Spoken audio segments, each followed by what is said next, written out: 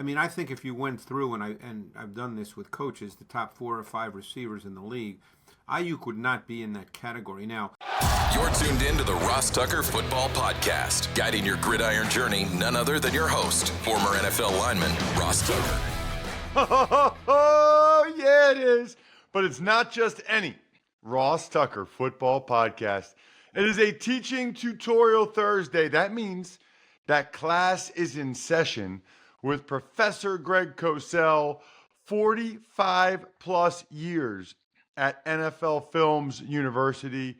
I call him the civilian GOAT. I'm not aware of anyone that breaks down the tape better than Greg that never coached or played for an NFL team. And honestly, he's actually better than a lot of those people that have, just so you know. But that's the term I like to give him. I should remind everybody, we are presented by DraftKings. So if you use the code Ross on the DraftKings Best Ball app, you get a discount there. By the way, I'm still taking entries for the final Best Ball draft with me and Joe Dolan on the Fantasy Feast podcast. All you have to do is take advantage of any of the sponsors you hear on the show, or just rate and review the show. Email it to me, ross@rosstucker.com, and you got a great chance to be in the next DraftKings Best Ball with me and Joe Dolan. While I'm telling you things that I should have mentioned earlier in the week, I'm doing an appearance tonight. For those of you in Eastern Pennsylvania, I will be at Gatsby's Pub, Soul Joel's in Sunnybrook, which is Pottstown, Pennsylvania, 4 to 6 p.m. It's exactly halfway between Philadelphia and where I grew up in Reading. Exactly. Pottstown is that's the midpoint. So I think there's going to be some Reading people there, some Philly people, hopefully a bunch of Pottstown people since it's right there at your house. 4 to 6 p.m. if any of you guys can make it. And you can, of course, use the code Ross over on the DK Sportsbook app as well. A lot to get to with Greg, especially with some of these veteran players in the news. It's Big Show time. The Big Show. Okay, Greg, there's injuries to get to. There's some other stuff to get to, but I want to start with, I'm actually tired of it at this point. I mean, we've been talking about Brandon Aiyuk for months, and in particular this week, it seems like there's hourly updates. I've already asked you about Brandon Aiyuk. I guess what I'm curious about, the teams that reportedly showed some interest. You know, I've seen a report out there, Greg, where he wants to go to the Steelers or Commanders, but the teams that have been able to work out a deal with the Niners were the Browns and the Patriots. I'm curious, I guess let's start with the Patriots, because there's two different things here. First of all, let's start with their receiving core. They took Jalen Polk in the second round out of Washington. They have Kendrick Bourne. They have KJ Osborne. They have Demario Douglas. They supposedly offered Aiyuk $32 million a year. He doesn't want to go there, Greg. So now it's like he wants, his cake and to eat it too. Just your thoughts on the Patriots receiving core. It does look like it's a little bit light to me. Well, for sure. I mean, look, they drafted Polk, a receiver from Washington who I liked. I think he's more of an intermediate type receiver. I don't think he's a vertical dimension. I think he can be a really solid player. Obviously, they drafted him in the second round, so they think he can step right in and start. He's going to get that opportunity. One name you didn't mention, and he's not a number one by any means, but I think he was really solid in a complementary role in Minnesota, is KJ Osborne. They drafted another receiver in the fourth round, Javon Baker, who I watched his tape. He's a pretty intriguing guy to me. I'm not saying he's a better prospect than Polk. He's a different kind of prospect than Polk because I think he has more vertical ability. So, it's a young receiving core that they're hoping that the younger players, the two draft choices in particular, can play meaningful snaps. But they don't really know that. That's what training camp is for. And what's interesting to me about that is if those guys were tearing it up, would they be so aggressive in trying to get Brandon Aiyuk? Well, I also think, Greg, and I don't get into money very often with you. Anecdotally, and I'm sure they have the data. Anecdotally, it feels like there's more first-round receivers every year than there ever Yes. used to be, and more of them hit. Not all of them. Treylon Burks might not be a good player, but there's a reason why all these guys are coming up for contracts. It seems like they're almost all good, Greg. I mean, like Chase and CeeDee Lamb and Devontae Smith and Waddle. I mean, you just keep going. Like, most of them are good. The early returns in camp on Neighbors and Harrison Jr. I guess, Neighbors is going to make $7 million a year for the next 4 years. And that's less than 25% of what the Patriots reportedly offered Aiyuk. I just think, from a roster building standpoint, especially a team like the Patriots, who's probably not going to be very good, I don't know. I feel like I'd rather draft Luther Burden or, the Arizona kid or one of these guys Yeah. in next year's draft. And if you feel good about them, for a lot less money. Because they're not just, they wouldn't just be giving Aiyuk $32 million a year. They'd be giving up draft choices for the right to give him that much money. Yeah, and I think that's becoming the feeling about receivers, that unless you view them as special, and of course that's in the eye of the beholder, but unless you view them as truly special, like a Justin Jefferson. I mean, I think if you went through, and I've done this with coaches, the top 4 or 5 receivers in the league, Aiyuk would not be in that category. Now, maybe it's helpful. I watched all of Aiyuk's targets again a couple of weeks ago from last year because I knew he was in the news. And if I could, it'll just take a moment. Here's what I finished typing when I watched all his targets. I said he's a sudden, explosive mover with nuanced route running traits and outstanding route quickness. He can separate and run away from man coverage on crossers and overs, and he has very good zone awareness to work into voids.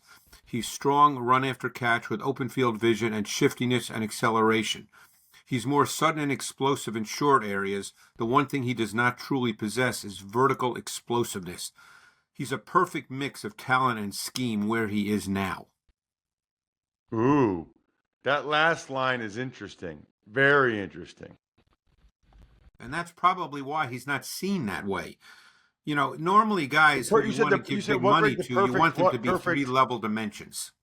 Yeah, what was the last line you said? He's the perfect marriage? Perfect mix of talent and scheme with the Niners. And by the way, there's nothing wrong with that. We say that about quarterbacks too, and people tend to think that's a negative. That's not a negative. That's good coaching. Yeah, that's what they're supposed to do. Right.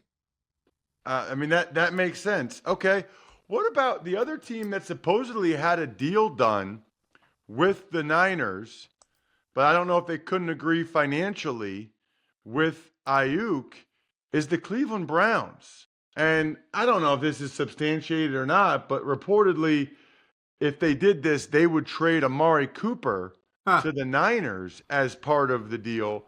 I don't know. I look at the Browns, Greg, and I see Amari Cooper, Elijah Moore, Jerry Jeudy, Njoku. I guess I'm a little bit surprised that they're being that aggressive to get Aiyuk. I would tend to agree, and there's another receiver, and I don't know what they think of him. He was a third-round pick a year ago from Tennessee, Cedric Tillman, who I liked very much as a college player. He's big, he can run. He had some moments last year as a rookie, although he was hurt a bit.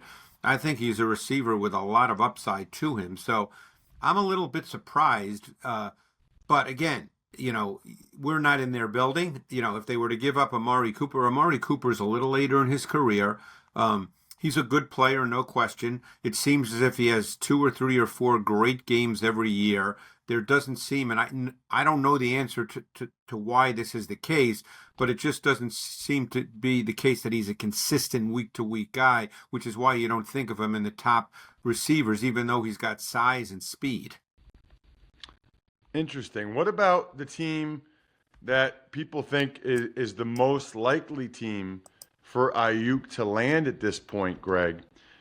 It's the Pittsburgh Steelers. He would like to go there.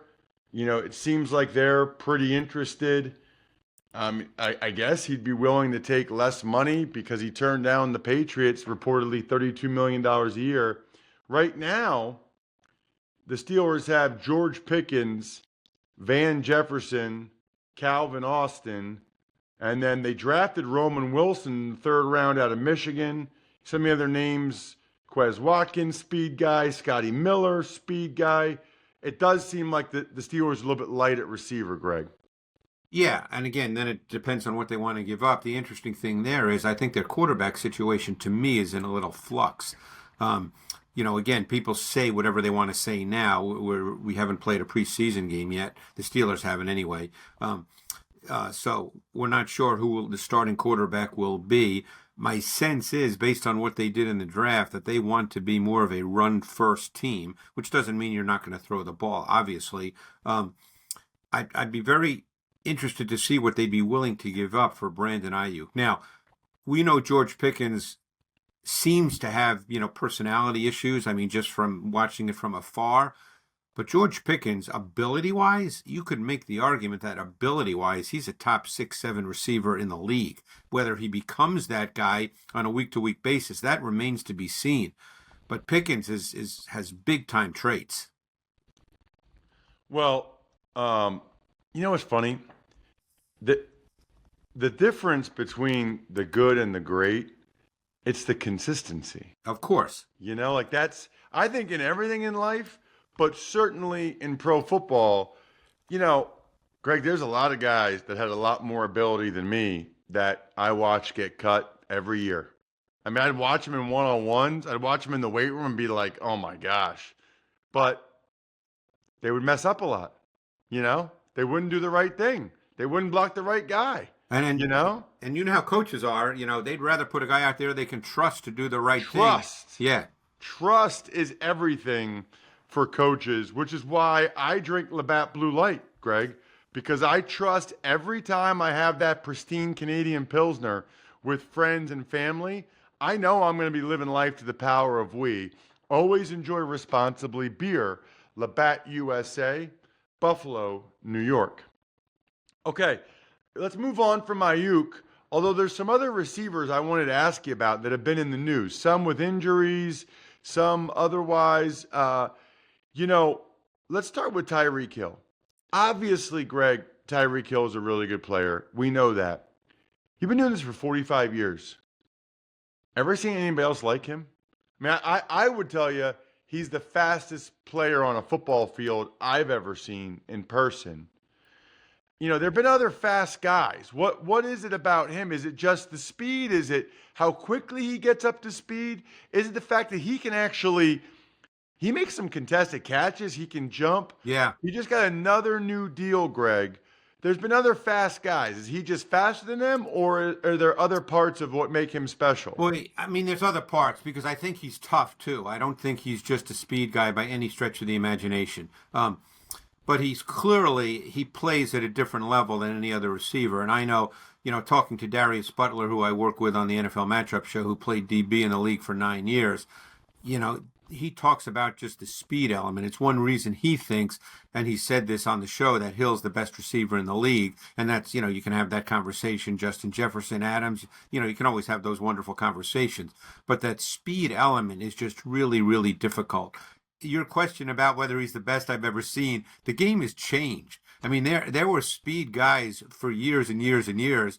I mean, I don't know why this name just popped into my head. I just thought of someone like Stanley Morgan, who played with the Patriots, years and years ago. I forget what years. I think he played with Steve Grogan at quarterback. Mid-'80s. What's that? Mid-'80s. Yeah, you just never know with the game the way it is now versus the way the game was then. If someone like that, who was just in a sense a pure speed guy in an era where they weren't throwing the ball 40, 45 times a game, how a guy like that would play, I don't know. But there's no question Hill is more than a speed guy. I mean, he can run all the routes. He's tough. He's physical. For a shorter receiver, he makes contested catches. I mean, he's just a terrific receiver.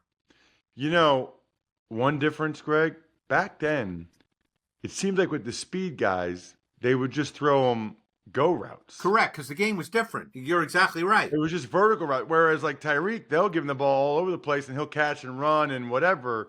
But back then it was like, oh, he's a speed guy. Willie Gault, throw him a go ball. You know what I mean? Like that. Yeah, I mean, I can't recall, and again, I've been doing this a long time, but I don't really recall tunnel screens being part of NFL offenses in the 80s. No. Let's get to some of these guys that have gotten injured. Now, this just happened yesterday, so we don't know the extent of the injury.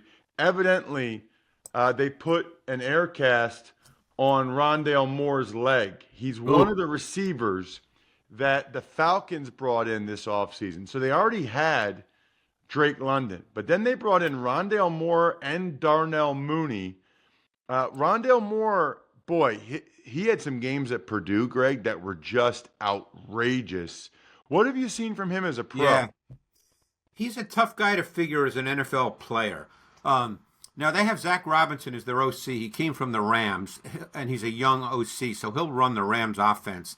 I've been trying to think about how Moore fits there. Now, the Rams had the smaller receiver. Tutu Atwell. Yeah, Tutu Atwell. And, he wasn't a full-time player. And Moore's got a different body type than Atwell. Atwell's really explosively fast. Moore can run. I don't know if he's quite Atwell. So, I'm not sure what Moore's role would be. Again, not that you want to see anybody get hurt, but I think that they would probably be working through OTAs and now training camp to figure out exactly what his role is and how many snaps a game he would play. Drake London obviously fits well. Mooney can run, and I think he's a little more than that too. So I think those two guys would be their number, 1 and 2 guys. To me, the big question in Atlanta is Kyle Pitts, because he really hasn't become what everybody, including myself, thought he could be in the league. Now with a new coaching staff, different offense, we'll see. Because he's more than just a tight end in a strict sense. You can line him up anywhere, and he really does have wide receiver skills and movement. Well, he also has had arguably the worst quarterback play in the league the last couple of years. Yeah, and that's the other factor. And certainly Kirk Cousins, he's a real solid NFL professional quarterback. What about two guys that it seems like they're now in doubt, Greg, for the opener? Young guys that, I thought did some good things last year. Josh Downs. Yeah. For the Indianapolis Colts. It's Alec Pierce. It's Michael Pittman, Josh Downs, and obviously they drafted your guy, A.D. Mitchell. But Downs went down with a high ankle sprain yesterday. They're saying 4 to 6 weeks. He was having an outstanding camp. Is he a slot? He's mainly a slot guy, Greg? Pretty much. I mean, obviously, the way the game is now, guys can line up anywhere, and with motion as well, they can end up free releasing from anywhere. But he's predominantly a slot. You're not going to line him up a high percentage of the time in a static outside position. He's certainly not a boundary X receiver. So yes, but he's a really good receiver. I mean, he'll be back. Obviously, I've had, when I played basketball in college and beyond, high ankle sprains they take a while. There's not a lot you can really do. They just take time. I'm real curious to see. They did draft 2 receivers. You guys know how I feel about A.D. Mitchell. They also drafted Anthony Gould out of Oregon State, who's a very intriguing guy. He can run. He's got vertical ability. I'm anxious to see if he fits in, because obviously Anthony Richardson can get the ball down the field. By the way, this is one of the more intriguing offenses to me. Even if Downs can't go week 1 or week 2, I think with Richardson and with Shane Steichen and the job he did with Jalen Hurts in the Super Bowl year, I think this is a really interesting offense. One more guy I want to make sure I ask you about, because they're calling him week to week. Puka Nacua, and I guess the question there, Greg, and I probably asked this a couple times last year, what did the rest of the league miss? What did we miss about Puka Nacua? Because that is a rare thing for a guy to get drafted in the 5th round and then be that. So I'm not saying what did you miss, Greg. I'm saying what did all 32 teams miss? Like if any of the 32 teams thought Puka Nacua could do even close to what he did last year, he wouldn't have gotten out of the 2nd round. Yeah, and I would say this, and again, I'm going to say this, and I just want to say that people are going to take this the wrong way, and that happens with a lot of what I say because it's all based on tape. Nacua is in a perfect situation because he's very much, in some ways like Aiyuk, a function of scheme. In the context of the Rams' passing game, he did not have to win many one-on-one matchups. Okay, the way they play offense with all the reduced splits, all the motion, he rarely lined up on the outside and said, okay, let's win one-on-one and beat corners. That's not the way they played. That's not what they asked him to do. Okay? Now, they do such an excellent job. McVay is one of the best in the league at this, with the spacing of their route concepts, attacking voids in zone coverage. Reduce splits, motion. It's a major deal for them. It almost always forces corners to play off, giving receivers free access. There's no route and timing disruption. And that's really a critical piece of what they do offensively. And Nacua is big. He's physical. He catches the ball. He works well in the middle of the field because of his size and physicality and competitiveness. Greg, you are the man. Love talking with you every week. Thank you so much. Thanks, Ross. Appreciate it. Greg is amazing. You know what else is amazing? The Game Time app. Those of you watching on YouTube, youtube.com/Ross Tucker NFL can see I'm showing you the Game Time app on my phone right now. I'm a huge fan. I'm actually looking at my game tomorrow night. Eagles at Ravens, M&T Bank Stadium. You can be lower end zone, which is a great place to sit for a game. $37. You can get in for $22 tomorrow night. That would be awesome. Maybe you can say hi. Game Time app, you guys know, it is by far my favorite ticketing app. The all-in pricing, the lowest price guarantee. Take the guesswork out of buying MLB or any tickets with Game Time. Download the Game Time app, create an account, and use code ROSS for $20 off your first purchase. Terms apply. Again, create an account, redeem code ROSS for $20 off. Download Game Time today. Last minute tickets, lowest price, guaranteed. Speaking of Game Time, nothing better than Smirnoff. Long history, starting in 1864. When it comes to the NFL, we do game days, as Smirnoff helps bring fans together to cheer on their favorite team. It's going to be raining tomorrow night, so maybe you just grab a bottle of Smirnoff at your local retailer and head to Smirnoff.com to find recipes of delicious cocktails perfect for game day. Please drink responsibly. Smirnoff number 21 vodka, distilled from grain, 40% alcohol by volume. The Smirnoff Company, New York, New York. Please do not share with anyone under legal drinking age. Tuck's Takes. All right, Ross, the news we were waiting for out of San Francisco. The 49ers, they signed former running back Matt Breida as Christian McCaffrey. He is dealing with a calf strain. That's not the news we were waiting for out of San Francisco. It's not? Come on, dude. Yeah, I'm joking. It was a good joke by Jack. I was trying to mess with him. Love that underdog hat, by the way, that I gave you. Looks so much better on you than me. My head's way too big. Anyway, yeah, calf strains can linger. You're not going to see McCaffrey do anything until the first regular season game, which I think is a Monday nighter against the Jets. So that actually works to the Niners' favor that he gets an extra day for that. Breida obviously knows the system very well and can still run. Breida will probably go there and rush for 120 yards in a game this year because that's what the Niners do. We've got some other news that includes the NFL. They're fining both the Giants and the Lions $200,000 each for training camp fights. The Seahawks, they're signing interior offensive lineman Connor Williams, and projected starting right guard for the Tennessee Titans, Sadiq Charles. He is abruptly retiring from the NFL. That is a stunner. You know, guys retire during training camp a decent amount because they're like, this is brutal. I hate this. I don't like football anymore. I'm not going to make the team. I don't want to. Starting? You're starting?